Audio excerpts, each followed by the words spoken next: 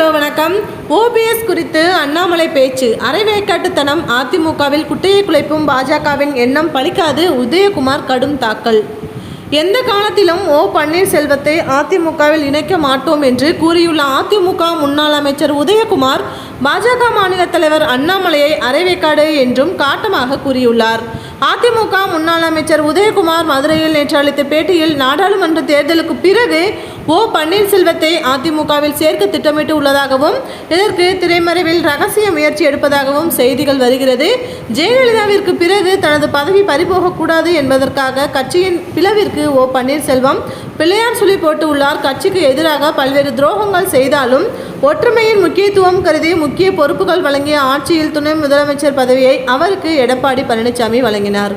ஆனால் தேனி மாவட்டத்தின் 4 தொகுதிகளில் தான் மட்டும் வெற்றி பெற்று மற்ற 3 தொகுதிகளில் கட்சியை தோல்வியடைய செய்தார். பொதுக்குழு கூடிய போது தலைமை கழகத்தை அடித்து நொறுக்கி கண்களில் இரத்தம் வரும் வகையில் காலால் எட்டி உதைத்தார். 3 முறை முதலமைச்சராக இருந்தவர் ஒற்றை சீட்டுக்காக இரட்டை இலையை தோற்கடிக்க ராமநாதபுரத்தில் போட்டியிடுகிறார். இது எந்த விதத்தில் நியாயம்? எதற்காக இந்த பாவச் செயலை செய்கிறார்? தனக்கு பதவி அதிகாரம் இல்லை என்றால் கட்சியை சின்ன பின்னப்படுத்த எந்த நிலைக்கும் போவார். மீண்டும் ஓபிஎஸ்ஐ சேர்க்கும் விஷப்பரீட்சையை அதிமுகவின் எந்த தொண்டரும் விரும்பவில்லை.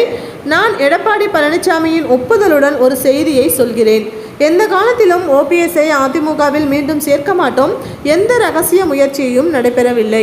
எடப்பாடி பழனிசாமி ஒரு கட்சியில் கூட்டணிக்காக பேசும்போது டெல்லியில் இருந்த எஜமானர்கள் அந்த கட்சியினருக்கு ஒன்றிய அமைச்சர் பதவி தருகிறோம் என்று கடத்தி போய்விடுகிறார்கள்.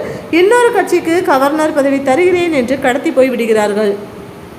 சிலருக்கு தமிழகத்தை பட்டா போட்டு தருகிறோம் என்றெல்லாம் கூறி வருகிறார்கள். அதிமுக ஓபிஎஸ் பக்கம் போகும் என்ற அண்ணாமலையின் பேச்சு அரைவேக்காட்டுத்தனமாக உள்ளது. அதிமுகவில் குட்டையை குழப்பலாம் என்று தேசிய கட்சி கங்கணம் கட்டி கொண்டு உள்ளது. எதுவும் நடக்காது. அதிமுகவின் 50 ஆண்டு கால வரலாற்றில் பலமுறை பிளவு ஏற்பட்டு உள்ளது. தொடர்ந்து மீண்டும் கட்சி எழுந்து உள்ளது. ஆனால் இந்த அளவுக்கு வழக்குகளை சந்தித்தது இல்லை. இதற்கு ஓபிஎஸ்ஸின் சுயநலம்தான் காரணம் என்றும் தெரிவித்தார்.